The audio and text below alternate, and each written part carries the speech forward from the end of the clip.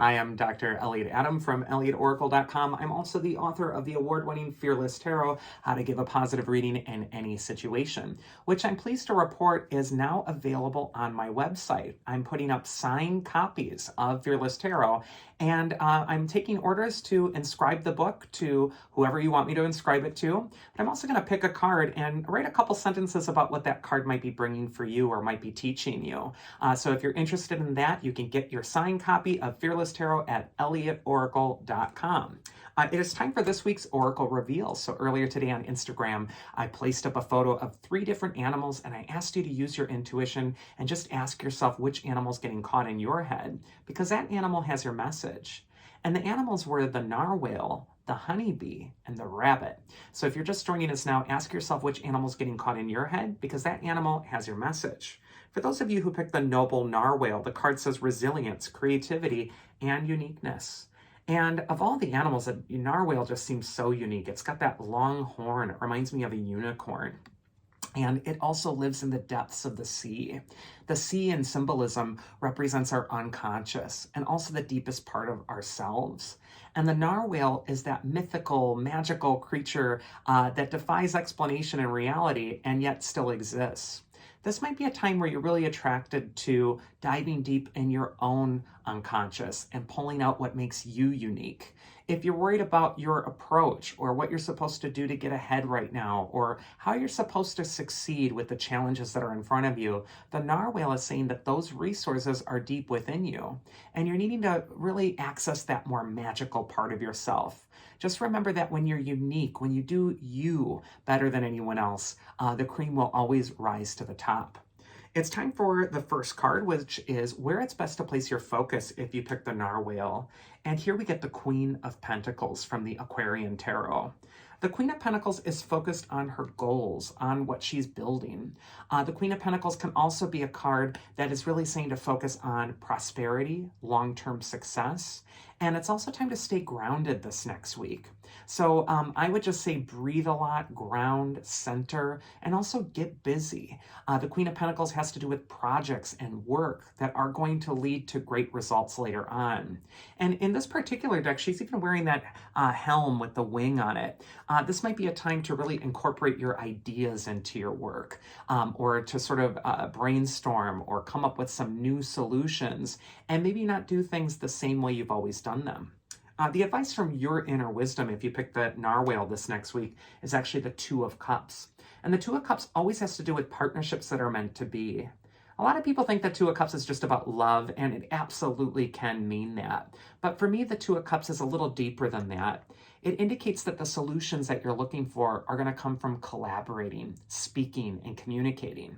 And when I see the the Two of Cups next to the Queen of Pentacles, this could also indicate that the solution to whatever project you're working on, or the thing that you're really, banging your head against the wall to try to get a solution with, is going to be found by working in tandem with somebody else. So don't think that you just have to think of it all by yourself right now. This is a time to reach out for help, cooperate, and also work with others, and be inspired by maybe some of the ideas that are around you from others. And the mythic archetype that will help you is actually, look at that, Carpo. She's the goddess of summer, fruits, and the harvest. So when we see Carpo next to the Queen of Pentacles, this could be a time where you're really planting seeds, you are coming up with an idea and working with others in order to implement that idea.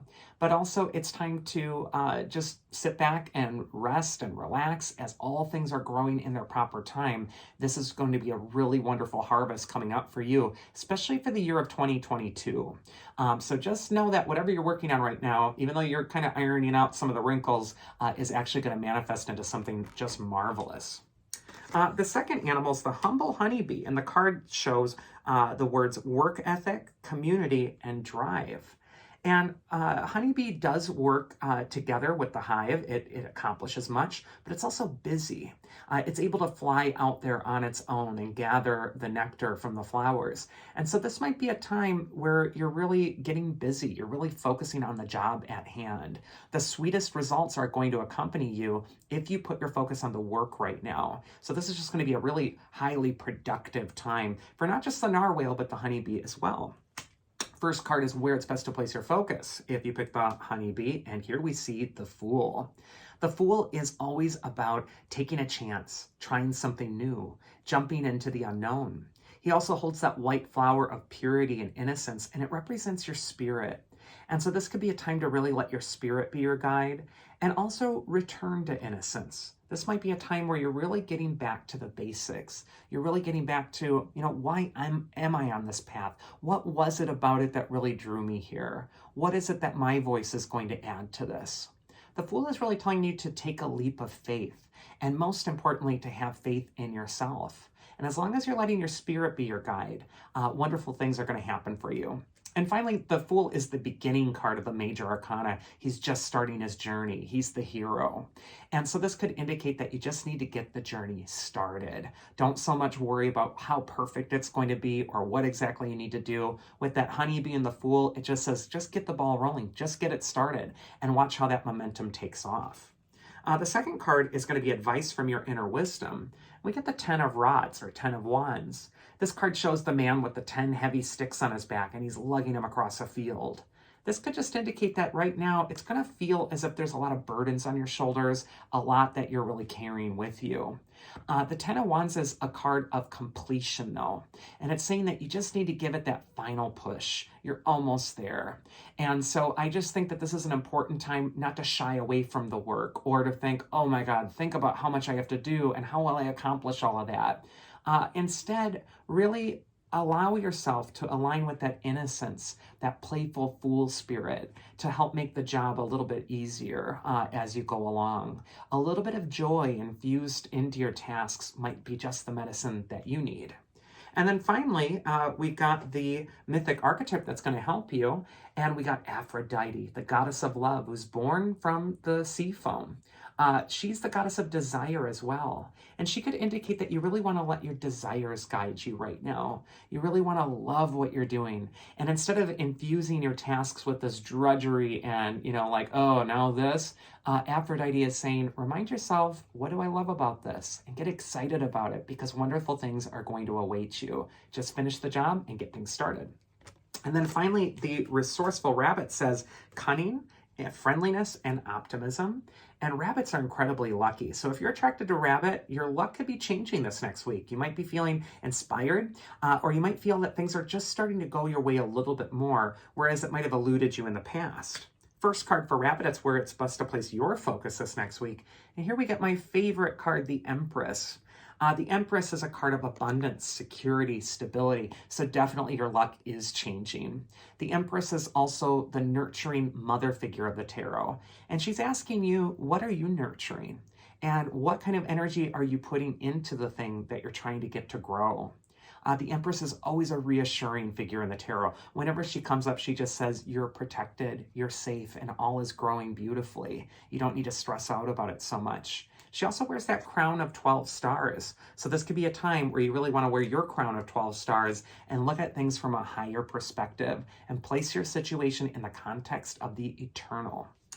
The advice from your inner wisdom this next week is actually the 5 of Pentacles. This is traditionally associated with poverty. And when we see the abundant archetype of the Empress next to the poverty card of the 5 of Pentacles, this could be a time where you're really battling with some poverty consciousness yourself. You're needing to remind yourself that all is growing in its proper time. When you turn to your spirit, when you really access your higher self, there is no room for poverty. It actually eradicates it. And the 5 of Pentacles is also a card that asks you to take stock of what you're investing so much into that isn't giving you a result. It's time to turn off the spigot to that thing and reinvest in the thing that you know is going to be successful and that makes your spirit sing. And then the mythic archetype that's going to help you are the Moirai, the goddesses of fate, all 3 of them there. The Moirai are just telling you, destiny is destiny. You don't have to worry about things so much when you're thinking in the context of the universal. Whatever challenge is in front of you right now is there to make you stronger. It's supposed to be there. And it's teaching you how to reinvest in the best of you. And you just let fate take its course and let yourself succeed in time. That Empress is always going to promise that. And that is this week's Oracle. I do hope you enjoyed it. If you did, you can always check me out at elliotoracle.com and get a signed copy of my book, Fearless Tarot there. Otherwise, I hope you all have a wonderful week and do take care.